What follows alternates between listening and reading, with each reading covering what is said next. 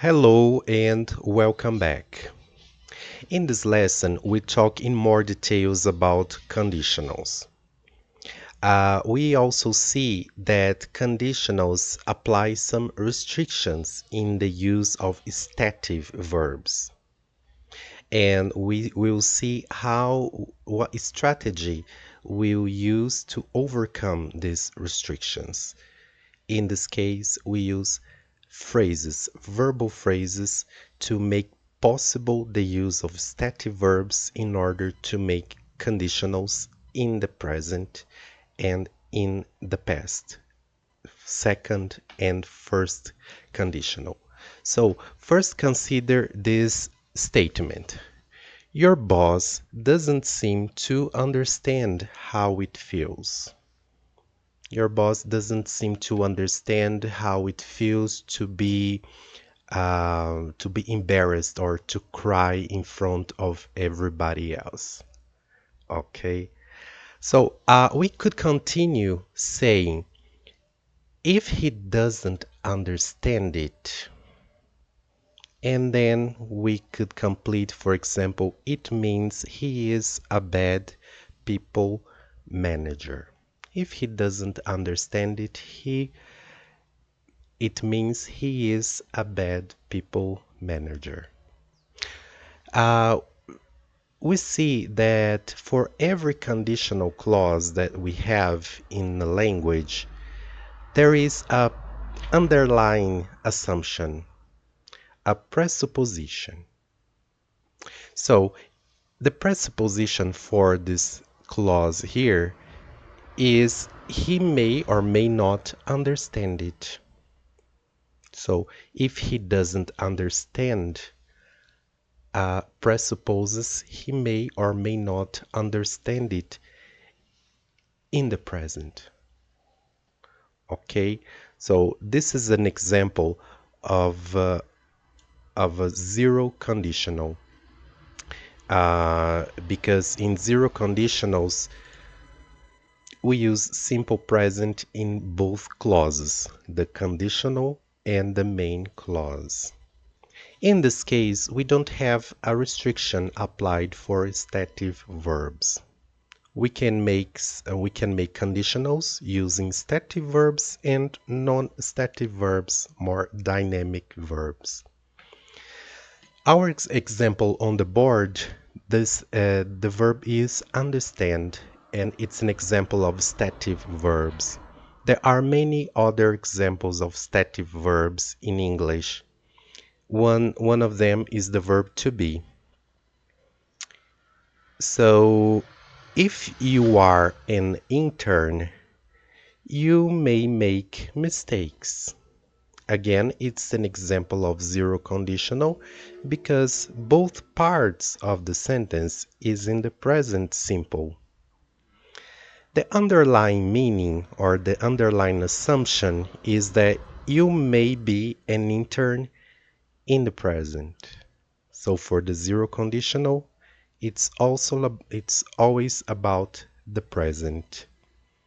Let's see one example of non-stative verb. We use here the verb give instructions, give clear instructions.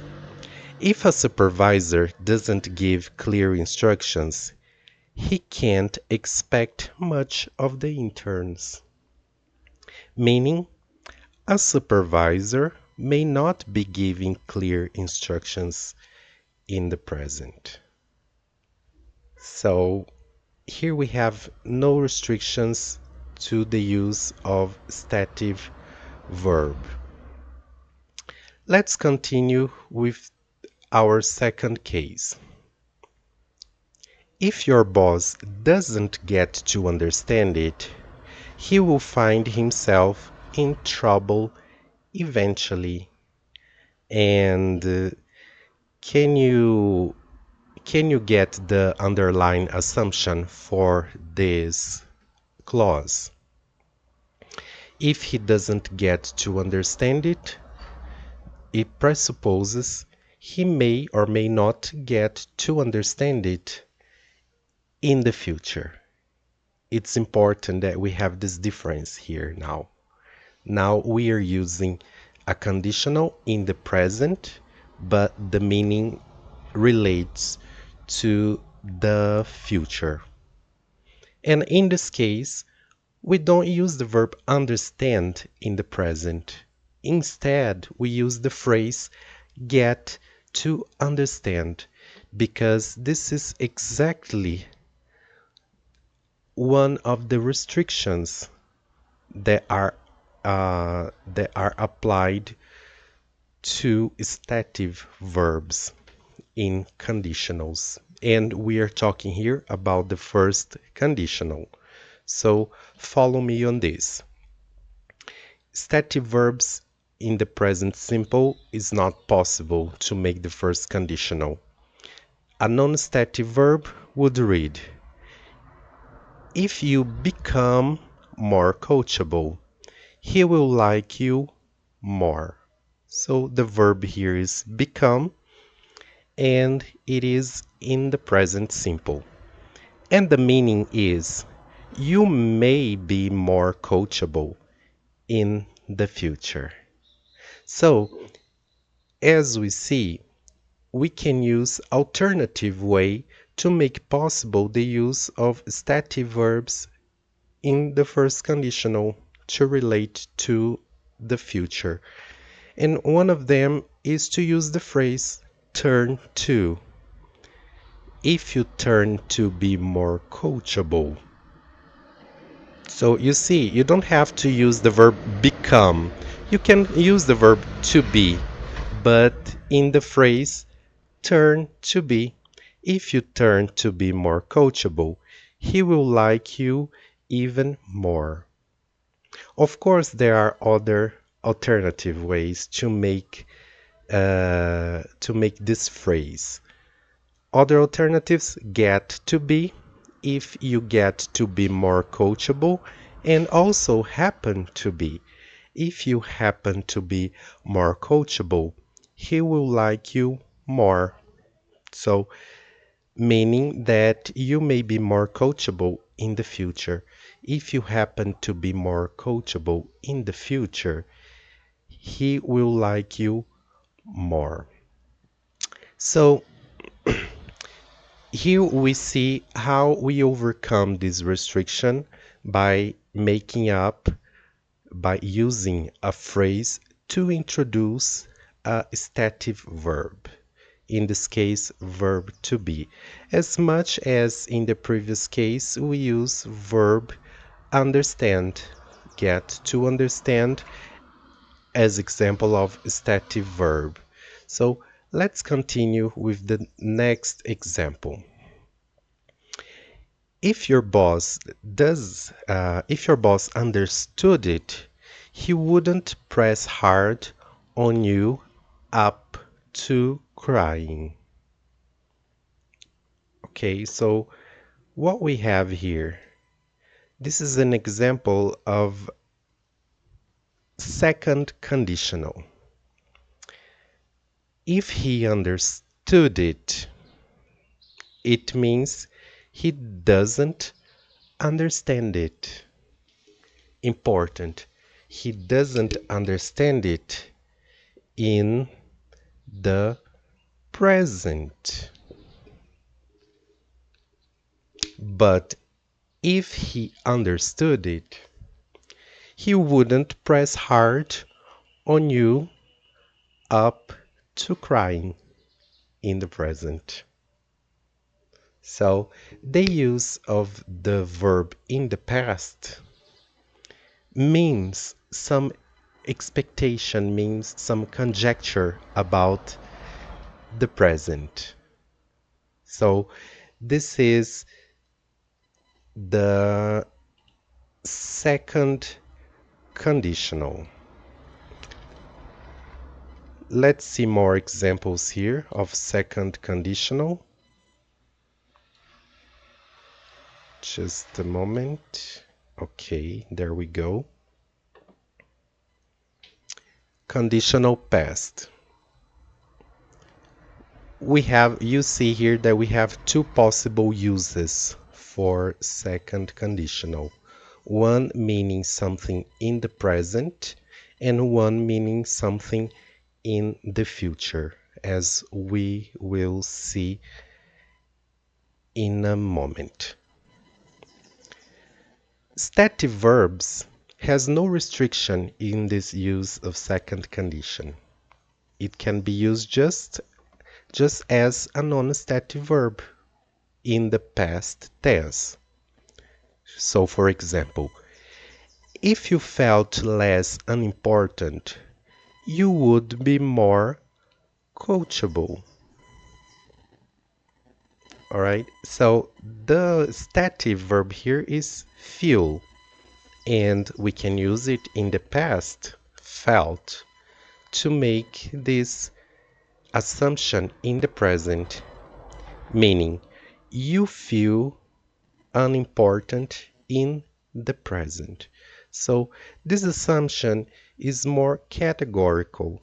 It means that you feel unimportant in the present. Another example now with a dynamic verb. If the office didn't receive interns, the boss wouldn't have to teach young adults. Receive is a dynamic verb, and it means the office uh, receives interns in the present. Sorry, there is a mistake here. It should be receives in the present. So this is an assumption related to this conditional using the past tense. Now we go on to the second meaning for the future. So there is a restriction here to stative verbs, but we now see that we can overcome this restriction by using phrases. And for non-stative verbs, we don't have this restriction. So for example, if the office hired a true supervisor, the interns wouldn't feel unimportant. So hired is the simple past of hire, and it is a dynamic verb, not a stative.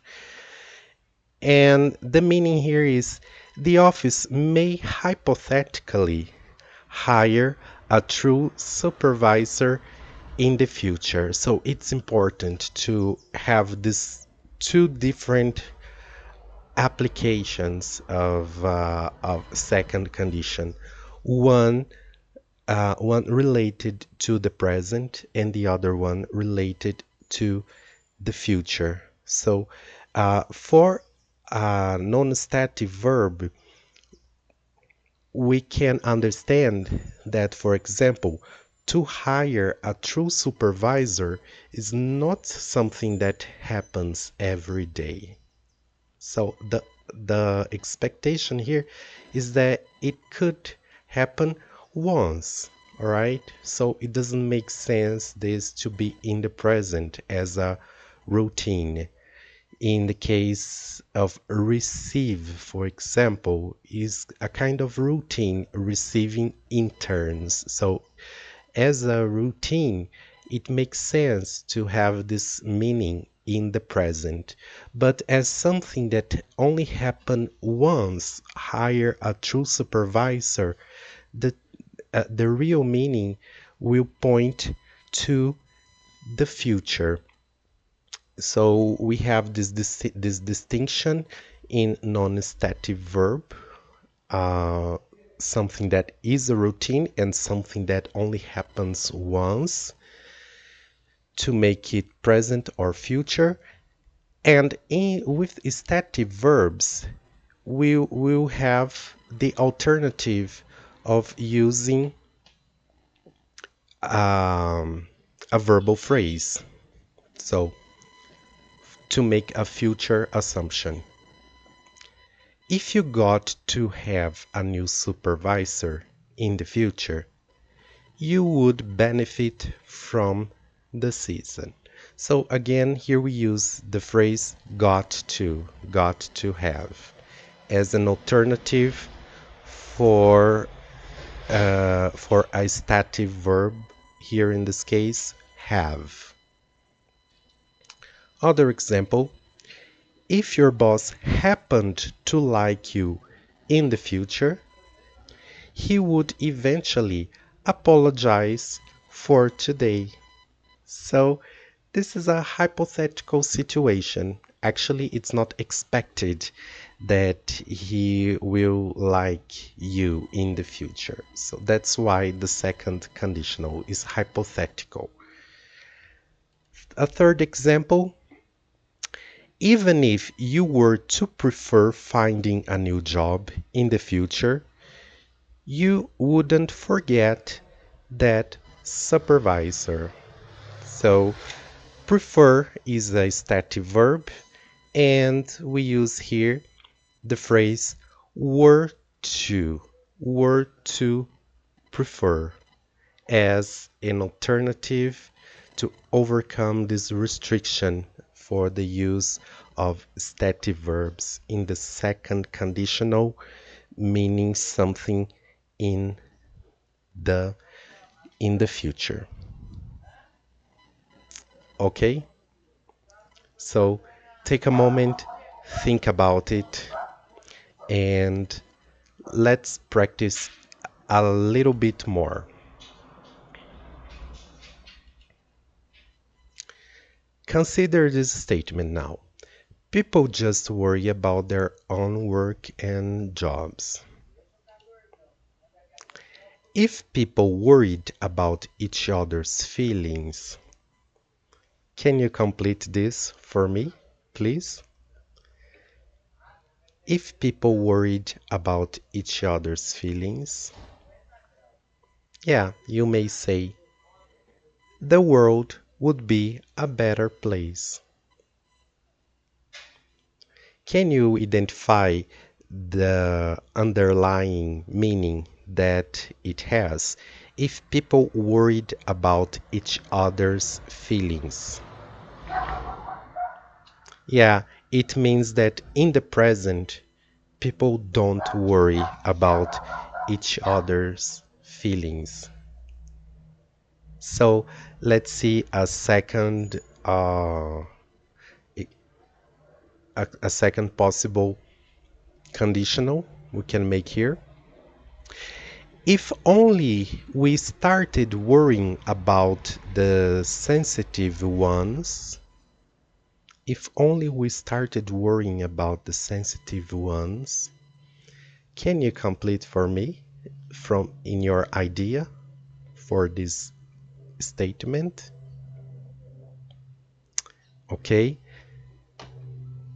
You may say we would build a less of an uncomfortable place to be in this world.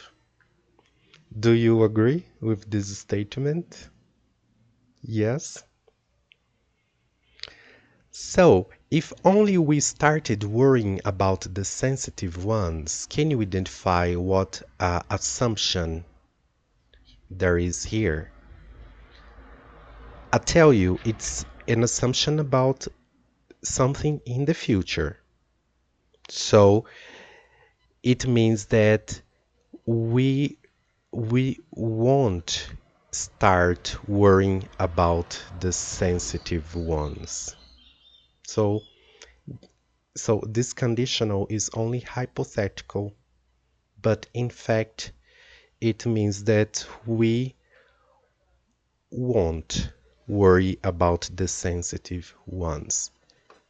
And you see, in this case, we use started worrying as a verbal phrase to overcome the restriction for this meaning in the future. The worry is a stative verb. All right. Can we move for the next and last one? It's not easy to strictly be there to work and leave your emotions at the door. Do you agree with this statement? Think about it. So, what conditional can we make from this?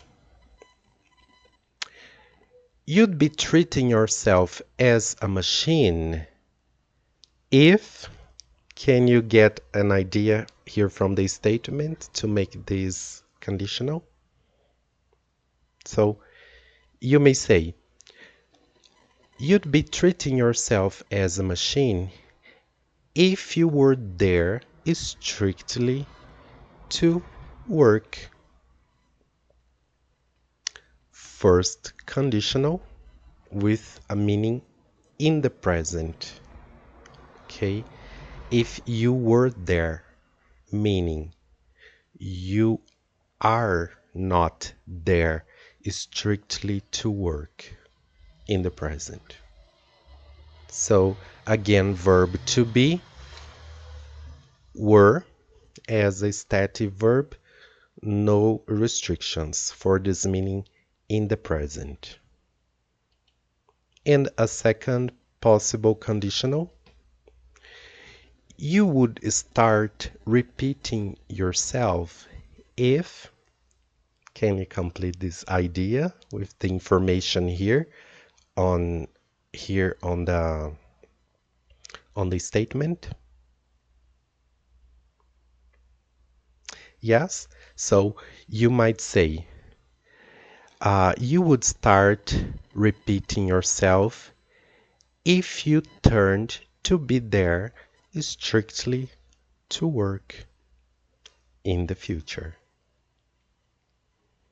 So if you turned to be means something if you turned to be in the future. The restriction of stative verb to be is overcome with the phrase turned to be. Okay? Does it make sense to you? Oh, we have one more. People will forget about you messing up. Let's see what conditionals we can make here.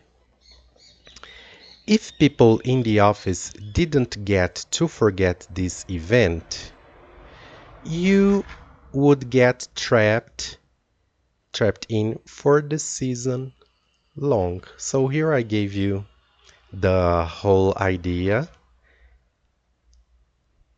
If people didn't get to forget, meaning that people will not forget, or sorry, that people will forget this event in the future. But if they didn't, hypothetically, you would get trapped in for the season long. Can you imagine the situation? Okay, so I leave you with this lyric by Kenny Loggins. If you be wise is a song. It says, if you'll be wise, if you'll be smart, don't let a traveling man take your heart. Take my advice. Don't let it start. You think you are different from the rest. You try to do your part until he breaks your heart. Okay, I hope you like this lyric from this song. And you see, the strategy to use verb to be, a stative verb meaning something in the future, is to use will be in the conditional clause. Could be other verbs. For example, if you get to be wise, if you turned to be wise, if you happened to be smart. But no, he chose to use if you will be wise. Okay, so thank you for this lesson. Thank you for your companion, and I'll see you in the next video class. Thank you very much.